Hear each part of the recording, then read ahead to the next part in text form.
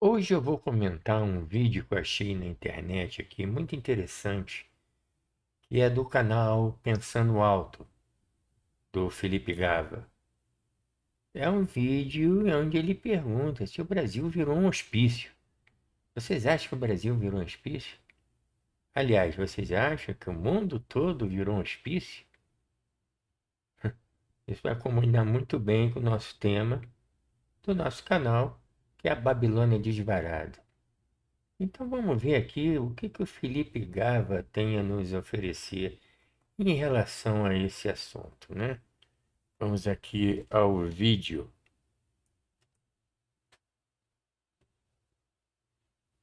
Play. Por que o Brasil virou um hospício? Você deve ter percebido que nas últimas semanas nós tivemos uma série de notícias bizarras no Brasil. É até difícil de lembrar, porque é uma pior que a outra e a gente vai esquecendo a anterior. Se você voltar um pouquinho mais para trás, teve aquele negócio da Deolane, teve show da Lady Gaga, teve Pastor Mirim, a Bebê Reborn, a Miriam Leitão entrou para a ABL, teve aquele lance da fraude no INSS também, que os velhinhos foram roubados. A tal da Virgínia foi lá na CPI das Bets e teve senador idiota que foi abraçar ela lá e gravar videozinho. A Janja e a Zambelli não param de fazer bobagem e dizer bobagem. Sem contar as histórias do Neymar que já são coisa comum. Mas por que a gente chegou nesse ponto?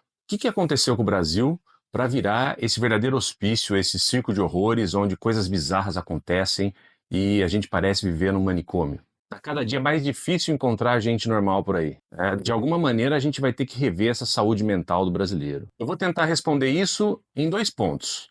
O primeiro vai ser iluminado por uma citação do Nelson Rodrigues. Ele dizia o seguinte: os idiotas vão dominar o mundo, não pela capacidade, mas pela quantidade, pois eles são muitos. E o Nelson Rodrigues não costuma errar, hein? Realmente, a multidão de idiotas que toma conta do Brasil está cada vez mais influente, mais visível, falando mais. E aí a gente cai no nosso vilão de sempre, né? Todo vídeo a gente fala disso.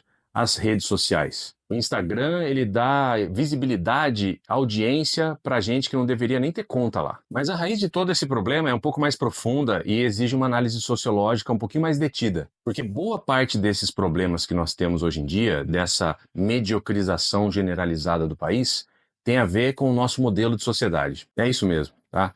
Vai parecer um papo de comunista, mas não é não. A sociedade de mercado, ela vive de volume, ela vive de quantidade. Não adianta você querer produzir um conteúdo refinado, inteligente, destacado, diferenciado dos demais, se você não atingir um grande público. Porque o que é recompensado, o que é incentivado é o número, o volume. Então, mais views, mais inscritos, mais likes, maior monetização e boa. Todo mundo sabe disso, né? E isso já vem sendo notado há muito tempo. Se a gente for buscar alguns escritores e pensadores do final do século XIX, entrada do século XX, já vamos encontrar essa sensação de declínio, de decadência. Você vai encontrar essa argumentação em autores dos mais diversos espectros políticos. Você vai perceber, por exemplo, em Walter Benjamin, uma perda da aura artística, a banalização da arte através da reprodução técnica dela. E o Walter Benjamin é associado à escola de Frankfurt, a um pensamento crítico, muito próximo do marxismo. Por outro lado, você vai poder encontrar num escritor reacionário católico chamado Leon Blois esse mesmo diagnóstico, essa percepção de uma decadência completa da sociedade. Então é um processo de longo prazo que tem acontecido aí nos últimos 150 anos, mais ou menos, mas que se agrava violentamente, rapidamente, no século XXI. E aí nós chegamos ao limite, né, aparente dessa decadência. Parece que não tem mais para onde cair. Mas a gente sabe, os artistas, entre aspas, sempre encontram uma outra forma de cair, de derrubar o nível. Com Então, como a gente certeza. vive numa sociedade quantitativista, é natural que todas as áreas da vida pareçam ter esse nível de declínio. Nas artes, na produção intelectual, na filosofia, nas ciências também, nós não temos mais gênios. Na política existe uma decadência forte também, você vê a inabilidade dos políticos em articular um discurso razoavelmente decente. O nível da discussão cai também. Então, é preciso entender que essa degradação não começou ontem, ela se acelerou por conta das redes sociais que dão nas mãos dos idiotas a chance de poder falar para milhões de pessoas. E esses milhões aplaudem, validam e reforçam essa tendência. Então, acontece essa elevação de muita gente medíocre ao patamar de influencers. E eles vão definindo os rumos da cultura e mesmo da política de um país. Eu não vou falar muitos nomes aqui para não me complicar, mas vocês sabem de que eu estou falando, né? A própria concepção da arte e da produção cultural mudou. Ela deixou de ser a construção de algo significativo e autêntico para se tornar um entretenimento, um lazer, uma coisa rápida, que vai gerar milhões de visualizações no Spotify, ou no YouTube, ou no Instagram, e aí você vai lucrar em cima disso e dane-se. Mas toda essa produção, entre aspas, cultural do Brasil de hoje, ela não vai durar. Ela é muito efêmera, ela é descartável, e essa degradação se reflete em todas as áreas da vida. Eu já ia quase me esquecendo também que o fato do Brasil ser uma sociedade subdesenvolvida, com um profundo ódio à cultura, com uma visão muito pragmática sobre a vida e sobre tudo, e ter um sistema educacional extremamente precário, só agrava esse processo que se realiza em toda a sociedade de mercado. Um segundo ponto para explicar esse circo de horrores que acontece hoje no Brasil com essas notícias bizarras, aí sim passa pelas redes sociais mesmo. O algoritmo de YouTube e do Instagram premiam quantidade, volume. E aí você vê todos É. os produtores de conteúdo correndo atrás da mesma notícia. Como dizem por aí, eles ficam farmando visualização em cima dos assuntos até que se esgote. E isso é muito impressionante e lamentável. Quase todos os produtores de conteúdo, sejam de que ramo for, vão explorar os mesmos assuntos. Chega a ser irritante isso. Ninguém procura a produção de um conteúdo autêntico, genuíno, próprio, diferente. Quando acontece isso, é bastante raro. Presta atenção nas coisas que você assiste. Muitos vídeos são vídeos sobre vídeos que estão reagindo a um outro vídeo. Essa cultura dos reacts e dos cortes é tenebrosa. E ainda se Não, aí a gente vai discordar. Eu estou discordando de você, ô Felipe Gava. Estou discordando de você pelo seguinte. Eu, por exemplo, faço vídeo de React. Então, na verdade, eu estou reagindo àquele vídeo que foi postado por outras pessoas, foi produzido por outras pessoas. Porque a mensagem que contém nesses vídeos é uma mensagem que pode ser vista de diferentes prismas, diferentes ideias. As pessoas interpretam as coisas da maneira delas. Então, quem reage, né, a um vídeo desse, tudo depende de como é que você reage, qual é o input que você põe, qual é a sua ideia que você tem sobre esse assunto. Por exemplo, eu mesmo fiz react de vídeo de bebê reborn. Eu já falando, eu não aguentava mais ouvir falar desse assunto, entendeu? Mas eu pus lá as minhas ideias, o que eu acho sobre esse assunto, que é bem diferente, inclusive, do vídeo que a pessoa postou sobre esse assunto. É uma ideia minha. Isso me faz autêntico, porque a ideia é minha, de como eu vejo, né? Então, muito desses vídeos que você fala de React, parece aquelas carinhas, né? Apontando assim para cima, dizendo, né? Aquele coisa, e a pessoa não reage, não fala nada, não dá uma opinião, não apresenta soluções, somente fica tentando ganhar like. Olha, Felipe, eu vou te falar uma coisa, eu tô muito velho, eu já tô com 72 anos, eu não preciso ficar ganhando like na internet, entendeu? Se alguém der um like é porque realmente gostou do conteúdo, e se tiver um algoritmo que vai me ajudar nisso, muito bem, me ajuda a repassar a minha ideia. Então, quando eu faço ou quando eu reajo a um vídeo, eu estou criando sim um conteúdo original. Não no vídeo, mas na minha reação, porque ninguém pensa igual a mim. Da mesma maneira, pode pensar até parecido. Então, isso me faz uma pessoa original, porque eu tenho minhas próprias ideias. Então, nesse ponto, Felipe, eu respeito muito o seu canal, acho que as pessoas devem, inclusive, assinar o seu canal, entendeu? Dar um like, porque o seu conteúdo é interessante. Mas eu também, né? Aqui eu tenho direito de discordar de você. Para isso que serve a internet, para isso que servem os canais. Para a gente concordar, discordar, botar sua opinião. Nesse ponto eu discordo de você, nesse detalhe que você falou aí, tá bom? Mas vamos ver aqui o demais que ele tem para dizer sobre esse assunto, né? Vamos ver se eu consigo pegar outra vez no ponto onde ele parou. Um pouco difícil depois você para o React, né? Então vamos ver aqui. Encontrar gente normal por aí. De alguma maneira, a gente vai ter que rever essa saúde mental do brasileiro. Eu vou tentar responder isso em 2 pontos.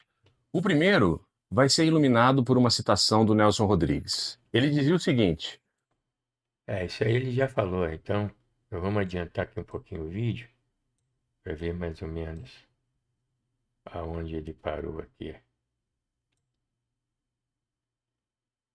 Vamos ver o assunto aqui. Ok, vamos ver se a gente pegou no ponto certo. Esse negócio do automático do YouTube, fica difícil pegar o ponto onde ele parou. análise sociológica um pouquinho mais detida, porque boa parte desses problemas que nós temos hoje em dia, dessa mediocrização generalizada do país, tem a ver com o nosso modelo de sociedade. É isso Mais mesmo, pra tá? frente, Vai parecer mais pra frente. parecido. Por outro lado, você vai poder encontrar num escritor reacionário católico chamado Mais Leon pra Blois frente. esse mesmo diagnóstico Ai, ai. de um país. Eu não vou falar muitos nomes aqui para não me complicar, mas vocês sabem de que eu estou falando, né? Mais pra frente.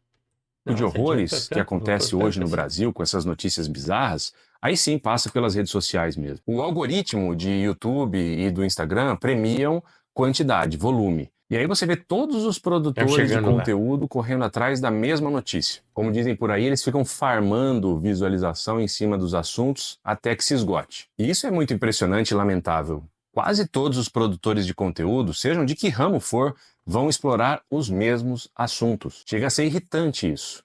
Ninguém procura a produção de um conteúdo autêntico, genuíno, próprio, diferente. Quando acontece isso, é bastante raro. Presta atenção nas coisas que você assiste. Muitos vídeos são vídeos sobre vídeos que estão reagindo a um outro vídeo. Essa cultura dos reacts e dos cortes é tenebrosa. E ainda se definem como produtores de conteúdo. Se você apertar, você não acha uma ideia própria lá. A fórmula de podcast também se faz presente nisso. E é muito chato, porque o microfone é igual, o fundo é igual. A fórmula ela é copiada à exaustão. Eu sei que isso não é novidade da era das redes sociais.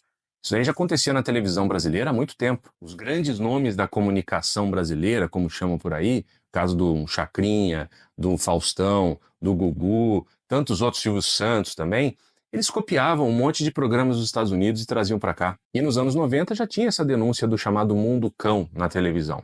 Então é só uma questão de grau mesmo. É um aprofundamento de um processo de degradação, tanto da nossa capacidade intelectual, quanto da nossa capacidade moral de dizer, olha, isso aqui não dá para aceitar mais. Tudo é tratado como um grande espetáculo, onde o exagero, o escândalo, o excesso é continuamente premiado. Não tem margem para sutileza, para nuance, isso não existe. Posições intermediárias também não são bem vistas. Em geral, a polarização é bem melhor. É melhor você escolher logo o seu lado e trabalhar nele. É o tal do nicho. Então as bolhas já estão estabelecidas, cabe agora você explorar essa bolha ao seu favor.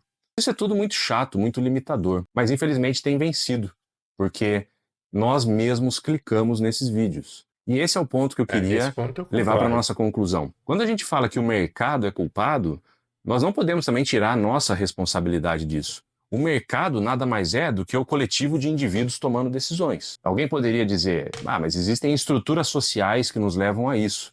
Sem dúvida que existem, eu não vou dizer que não. A alienação provocada por uma sociedade de consumo está aí também, eu não vou negar não, tá certo, isso faz sentido. Mas enquanto a gente ficar nas explicações macro, nós não vamos conseguir mudar nada. É preciso que a gente policie a nossa própria ação, que a gente também consiga agir dentro daquilo que podemos fazer na nossa vida. E aí é uma questão de filtragem. Parar com isso, parar de ficar alimentando essas notícias sobre bebê reborn, sobre pastor mirim, sobre sei lá o que mais que tem, qual que é a próxima notícia que vai ter quando você estiver vendo esse vídeo. Como eu falei antes, entendeu? Eu também fiz comentários sobre esses assuntos. Não vou ficar partelando um mês sobre esse assunto. Eu boto opinião própria naquilo que a gente acha que é correto, né? E é a maneira que a gente vê. Então não vou ficar copiando, vomitando uma coisa que já foi batida, debatida muitas vezes. Você aproveita o momento do que está acontecendo, né? No momento, e você dá a sua opinião sobre aquilo. Você reage, né? Sobre o que está acontecendo. E todas as pessoas reagem de maneira diferente. Então, se as pessoas gostam da maneira que eu reagi e gostam da minha opinião, dá um like. Só vai ajudar meu canal. Não vejo problema nenhum com isso, não. Não acho que todo mundo se encaixa no mesmo pote aí, como você mencionou, né? Mas vamos lá, vamos continuar. Vamos continuar aqui.